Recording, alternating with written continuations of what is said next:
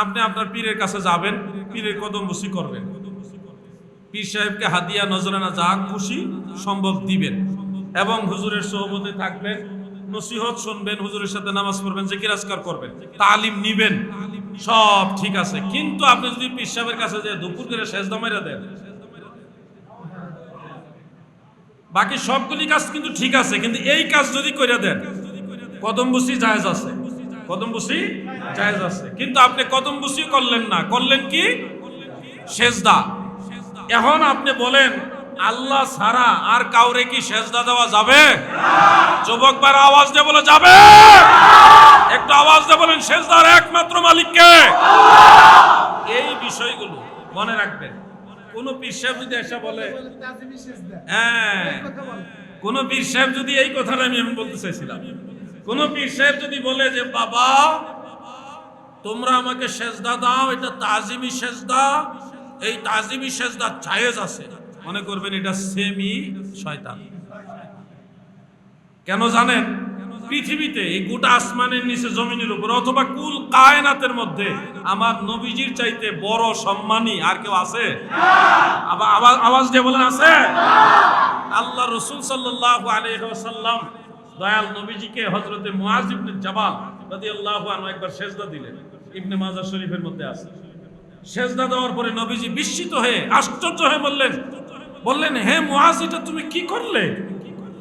মুআয, এটা তুমি কি করলে? মুআয ইবনে জাবাল বলেন, ইয়া রাসূলুল্লাহ, আমি অমুক দেশে পারস্য রাজ্যে আমি দেখেছি তারা তাদের রাজা সম্রাট যারা আছে তাদের প্রতি এইভাবে সেজদায় অবনত হয়, আমি এই জন্য আপনার প্রতি সেজদা অবনত হয়েছি। তখন ডাইরেক্ট নবীজি বললেন, তোমরা সমস্ত সাহাবীদেরকে বললেন ফালা তাফআলু, তোমরা এরকম করবে না, মানে তাজিমান সেজদা দিবে না। বলেন আল্লাহর নবী বলতেছেন, আল্লাহর রাসূল বলতেছেন, আল্লাহর হাবিব বলতেছেন আল্লাহ ছাড়া আর কাউকে তাজিমি সেজদা করবে না। বলেন আল্লাহর নবীকে যদি তাজিমি সেজদা দেওয়া না যায় তাহলে পীর সাহেবকে দেওয়া যাবে? এজন্য বলছি, যেখানে আল্লাহর রাসূল সাল্লাল্লাহু আলাইহি ওয়াসাল্লাম তাজিমি সেজদা নেয় না, সেখানে পীর সাহেব যদি সেজদা নিতে চায় তাহলে বুঝবেন এটা সেমি শয়তান। আমার কথা স্পষ্ট, আমি আগেই বলছি নিজের উপরে নিবেন না, আমি সত্য কথা বলতেছি, সত্য কথা বলতেছি। পীর সাহেবকে কদম বসি করবেন, জায়েজ আছে, কদম বসি করা জায়েজ। আমার জানা মতে 10 জন সাহাবী থেকে কদম বসির হাদিস আছে। হ্যাঁ, এটাও কয়ে দিতেছে। কদম বসি কিভাবে করতে হবে সেটা আপনাদের জানা দরকার আছে কিনা ভাই? আমি আবার বলছি, কদম বসির পক্ষে 10 জন সাহাবী থেকে হাদিস আছে। কয়জন সাহাবী? 10 জন সাহাবী থেকে। ইমাম বুখারী হাদিস বর্ণনা করেছেন, ইমাম বুখারী হাদিস বর্ণনা করেছেন কদম বসি। আমি সবগুলো আলোচনা করলে এখানেই আমার একটা লম্বা সময় চলে যাবে, এই জন্য আমি শর্টকাটে এক কথাই বললাম যে কদম বসি যে জায়েজ, এটা নিয়ে সন্দেহ করার কোনো অবকাশ নাই, সুযোগ নাই। কদম বসি কিভাবে করবেন আগে অর্থটা বুঝেন। কদম মানে পা, বসি মানে চুম্বন করা। মা জননী, আব্বাজান, বুজুর্গ উস্তাদ অথবা বুজুর্গ আলেম, পীর মাশায়েখ যারা আছেন, এরকম বুজুর্গ মুমিনে কামেল যারা আছেন, যদি কখনো কোনো সুযোগ পাও, এমন একজন আল্লাহর বুজুর্গ বান্দা পাইছো, দূরে না যাই, তোমার ঘরে তোমার মা আছে, তোমার মায়ের চাইতে বড় বুজুর্গ তোমার ঘরে আর কেউ নাই। তুমি তোমার মাকে যদি বিছানায় একা একা পাও, মা জননী শুয়ে আছে অথবা মা জননী চেয়ারের মধ্যে আরামসে বসে আছে, চুপচাপ মায়ের কাছে যাইও। মা জননী শুয়ে আছে, ওই অবস্থায় মায়ের পায়ে চুমা খাইও, মার পায়ে চুমা খাইও। মা চেয়ারের মধ্যে বসে আছে, তুমি নিচে সুন্দর মতো আদবের সাথে একটু বিনয়ের সাথে বৈশা মা জননীর পায়ের মধ্যে চুমা খাইও। এই চুমা খাওয়াটাকে বলা হয় কদম বসি। এই ধরনের কদম বসি করা মুস্তাহাব, সুন্নতে সাহাবা। আল্লাহর নবী বলেন, কোন সন্তান যদি মায়ের পায়ে চুমা খায়, সে যেন আল্লাহর জান্নাতের চৌখাটের মধ্যে চুমা খাইল। কদম বসির কাইফিয়াতটা, ধরনটা বুঝতে পারছেন আপনারা? মানে সরাসরি পায়ের মধ্যে চুমা খাওয়াটাকে বলা হয় কদম বুসি। মানে একটু খটকা খটকা লাগতেছে নাকি? না, খটকার কিচ্ছু নাই। আপনি ভাবতেছেন যে হুজুর তাহলে তো মাথা একটু নিচের দিকে যায়। যেমন হুজুর এখানে বসে আছে, একটা লোক এসে হুজুরের পায়ে চুমা খেতে গেলে সেজদার কাছাকাছি একটু মাথাটা নিচের দিকে যাবে, যদিও সেজদা হবে না, কিন্তু পায়ে চুমা দিতে গেলে একটু মাথাটা নত হয়ে যাবে, যাবে না? তো এই অবস্থায় এটা কি করা ঠিক হবে হুজুর? এই প্রশ্নটা অনেকের মনে আসতে পারে। এই প্রশ্নটা যাদের মনে আসছে, আমি আপনাদেরকে বলছি ভাই, মাথা নত হলেই সেজদা হয় না। সেজদার একটা নির্দিষ্ট নিয়ম আছে। নিয়ম কি? সেজদা করতে হলে দুই পায়ের আঙ্গুল, দুই হাঁটু, দুই হাত এবং নাক কপাল জমিনে ঠেকাইতে হবে। কথা কি বুঝতে পারছেন আপনারা? সেজদার যে কাইফিয়াত এটা আপনাদের সবারই জানা আছে, সবাই আলহামদুলিল্লাহ নামাজি। দুই পায়ের আঙ্গুল, দুই হাঁটু, দুই হাত এবং নাক কপাল জমিনে লাগাইলে তখন এটাকে কি বলা হয়? সিজদা। এখন আপনার ধরেন হুজুর এখানে বসা, আমি উনাকে দিয়ে দেখাচ্ছি, উনি আমারও বয়োজ্যেষ্ঠ মুরব্বী, প্রবীণ আলেম।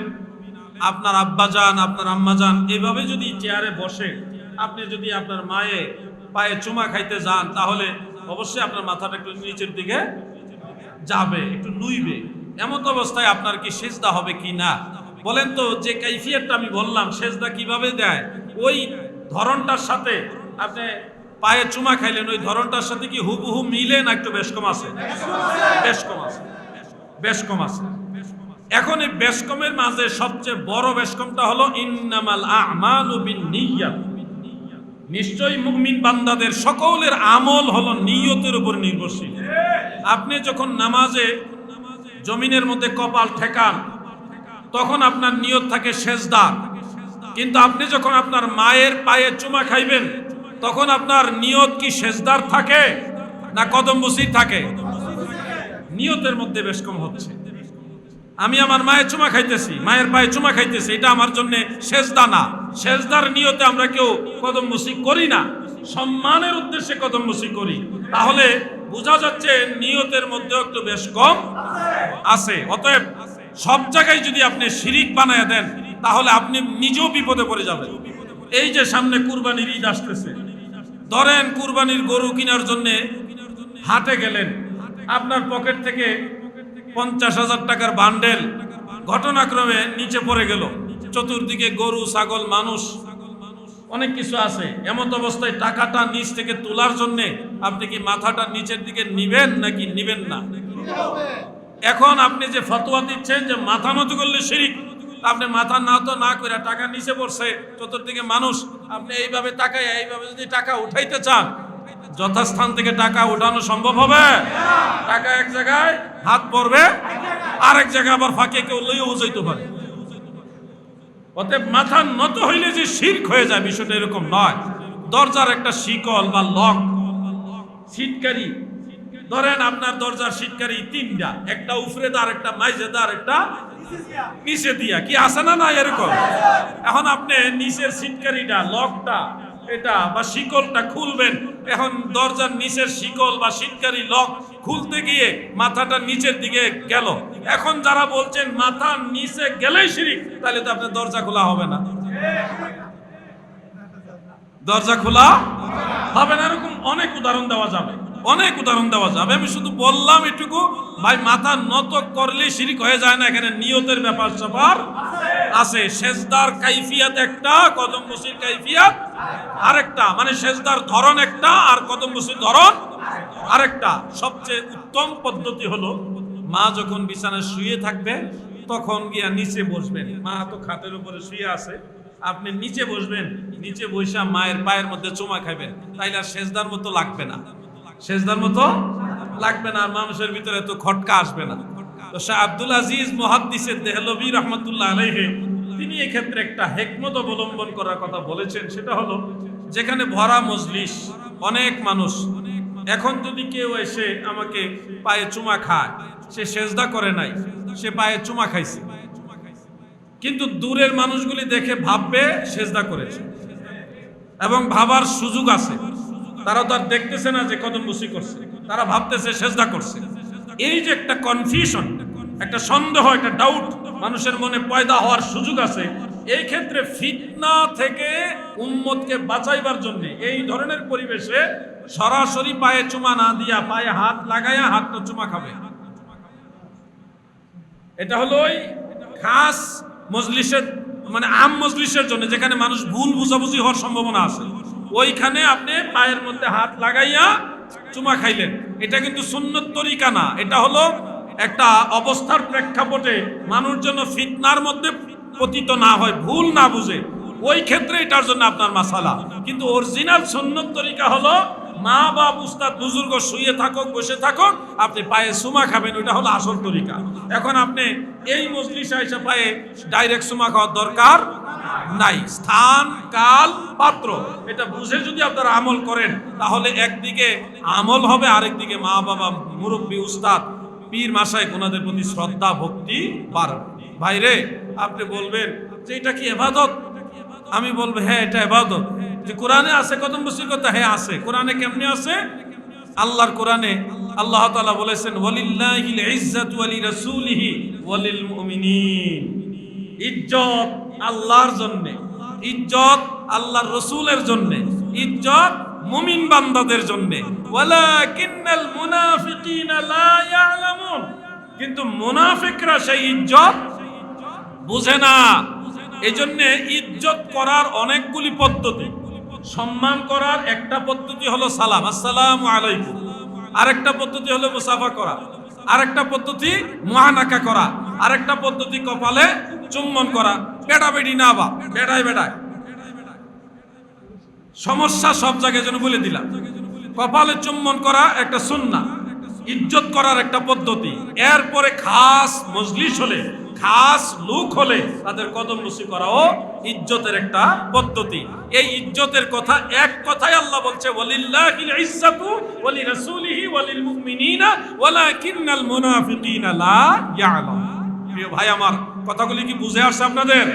তাহলে পীর বুজুর্গ কি সেজদা করবেন? বুঝেন নাই মনে হয় সবাই। পীর বুজুর্গ কোন পীর সাহেব কি সেজদা করবেন? কদম বসি করবেন। বলেন কি করবেন? কদম বসি করবেন। সেজদা যেখানে দেখবেন বুঝবেন এটা ভেজাল পীর। যেখানে যে পীর সাহেব সেজদার ন্যায় এবং সেজদার পক্ষে থাকে, এটা হলো কি পীর? ভেজাল পীর। আমরা ভেজাল পীরের সাথে নাই, আমরা হক্কানি পীর, সঠিক পীর, আল্লাহর ওলি যারা, তাদের সাথে আছি। এই জন্য আমার এই কথাগুলি শর্টকাট। আমলি ব্যাপারে কিছু কথা আমি বলবো ইনশাল্লাহ। আমার তো